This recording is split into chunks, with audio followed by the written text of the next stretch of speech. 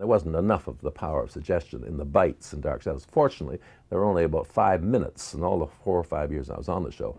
There was only about 5 minutes of actual biting time, thank God.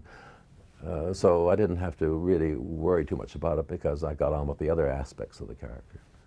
And I was coming in to zap Maggie through these windows, and if you look carefully at the thing, because we taped these things without stopping as much as we could. And they didn't stop for this, but I had to get rid of them because they didn't fit in, and I had to open my mouth. And so it turned out to be the best bite I ever did, by the way, because I couldn't open my mouth in this idiotic fashion that they always asked me to do. And like to the camera, as if they wanted to show off the fact they'd spent $100 on a pair of dentures. I mean, it was just silly. But they'd go, oh, and then I'd go in and, you know, they could have called the cops and saved the poor damsel by the time I got to her neck.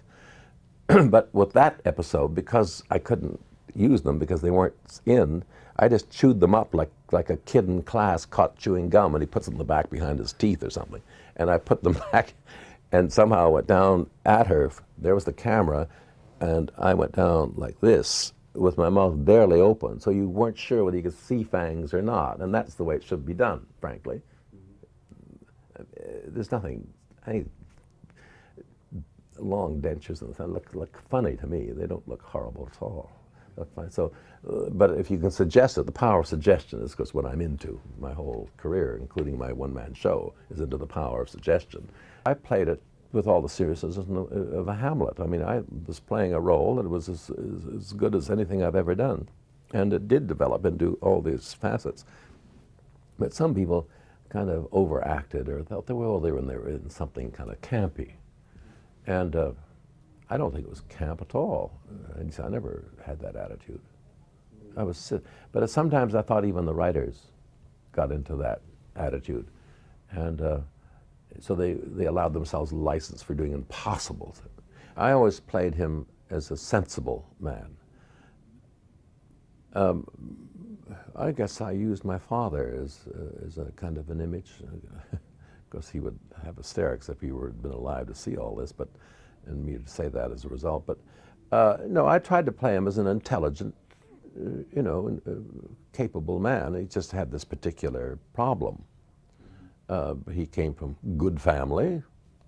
There's nothing wrong with good family. I know it's a derogatory concept nowadays, but he was from good family, good stock, healthy and intelligent. He just had this one little problem. So he dealt with these problems in the most intelligent way he could, in the most sensible way he could. And so there was that side of him that gave him, I thought, gave him strength and gave him cause for being.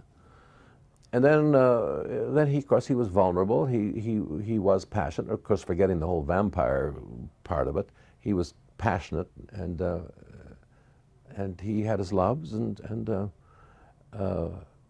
he had his hatred for the one who loved him. He couldn't reciprocate. He couldn't respond to the witch's love, and that's why she gave him the curse. The one thing that I had to play all the time was covering up. I mean, I was playing the lie. I was like a politician. I was like, any human being that has to cover up certain private aspects of his life that can't be known. And so I was playing that most consistently. I never played vampire, ever. I played him with human values without giving any attention to the strict rules of what a vampire should be. In fact, if I had done that, you probably would have come out a very dull, lifeless, bloodless creep. Interesting for about 5 minutes, and then that's it. It's like watching a dinosaur for 5 minutes. I mean, you can't have a whole series about a dinosaur or about a fish swimming around. So he had to be.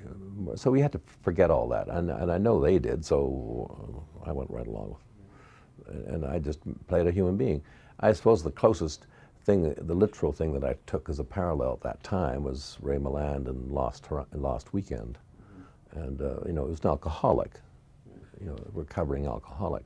But of course, his problem was a lot worse because it wasn't just an indulgence. He had to have blood to live by. So it was more than just an indulgence that he had to get over. He just simply had to come to terms with it and get it whatever way he could without being too injurious to people. But he had to do that to survive. He was a predator. All the soaps were all in New York. Some of them moved out to the coast eventually, but they all started here. I think I'm no authority on that, but that's my impression. Yeah. I mean, most of the soaps were here, and I think most of the soaps are still here. Maybe half of them are done out on the coast, but in those days, most of them were definitely done here. It was one time when I wanted to get out, and I was in a hurry for some other appointment. And so they let me out the back way. See, our studio faced 53rd Street, and that was the normal way to go out. And I hadn't been aware of this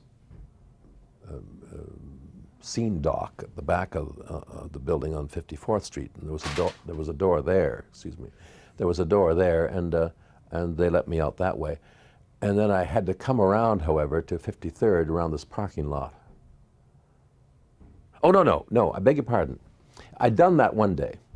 Then the next time I pulled this, I made a ruse. I pretended I was going to do that because they'd already were on to this, you see. So I went out that way, and then I didn't. I came back.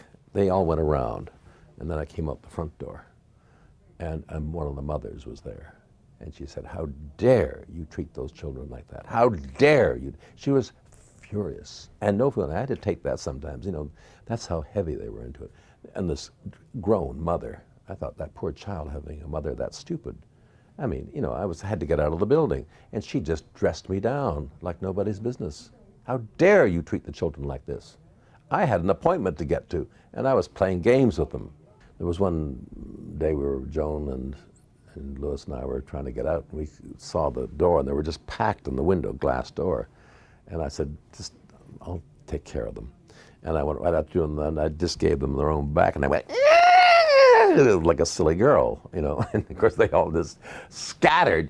And fortunately, I could have been responsible for an awful scene there because they all ran out onto the street. And of course they thought I was doing my horror number. I was just doing them. I was just mimicking them. And they thought that was horrible enough, which was interesting. But anyway, they all ran out into the street, and of course there could have been cars coming down, and they would have just knocked them down like 9 pins. Fortunately, that didn't happen.